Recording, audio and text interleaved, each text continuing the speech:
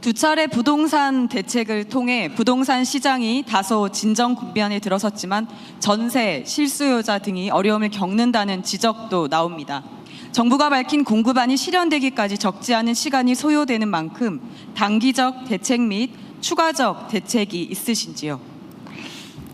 지금 사실 이게 꽤 복잡한 문제인데 우리 대한민국의 경제 구조가 기본적으로 부동산 투기 중심인 측면이 있습니다.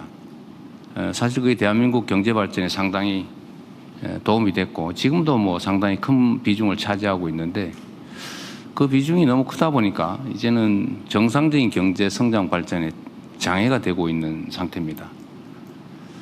그래서 우리 새로운 정부의 기본적인 방향은 부동산에서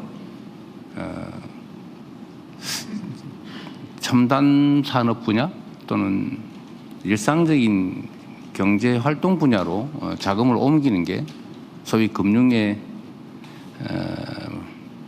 뭐라 그럴까요? 금융의 대전환을 해야 되는 게 지금 우리의 과제입니다. 또 그렇게 하려고 노력합니다.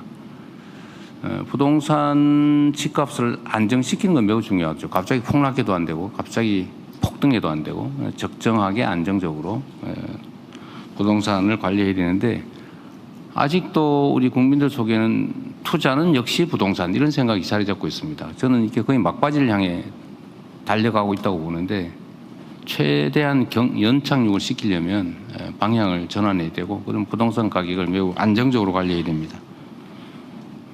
수요 관리, 공급 관리 양 측면이 있는데 사실은 이제 수요 관리를 잘 해야 되겠죠. 공급을 무한대로 늘릴 수는 없습니다. 아시는 것처럼 수도권 집중이 심각한데 계속 신도시를 개발할 수도 없고 근본적으로는 국가 균형 발전을 좀 실효적으로 이뤄내면 수도권 집중이 완화되면서 공급 부족 문제도 상당히 완화될 수 있지만 그 쉬운 일은 또 아니죠. 그래서 수요를 실수요자 중심으로 바꾸고 이게 투기적 또는 투자 유인으로 부동산을 취득하는 일을 최소화시킬 필요가 있는데 그러려면 끊임없이 반복적으로 대책을 내놓을 수밖에 없죠. 단 한 번, 두 번의 대책으로 이 문제가 해결될 가능성은 거의 없다고 보여집니다. 그래서 앞으로도 계속 수요 측면, 공급 측면에 부동산 가격 안정을 위한 대책은 계속될 수밖에 없습니다. 물론 이제 그 강도나 횟수나 이런 거는 부동산 시장 상황에 따라 다르겠죠. 뭐 예를 들면 구체적으로 수요 통제를 어떻게 할 거냐는 예를 들면 돈 빌려서 전세 끼고 집 사고 이게 지금 집값을 올려왔고 결국은 국민들한테 주거 비용을 과중하게 만들어서 소비 역량을 떨어뜨리고 젊은이들한테는 집을 구할 기회를 박탈하고 엄청난 주거비 부담을 안겠죠. 이 문제를 해결하기 위해서는 끊임없이 어쨌든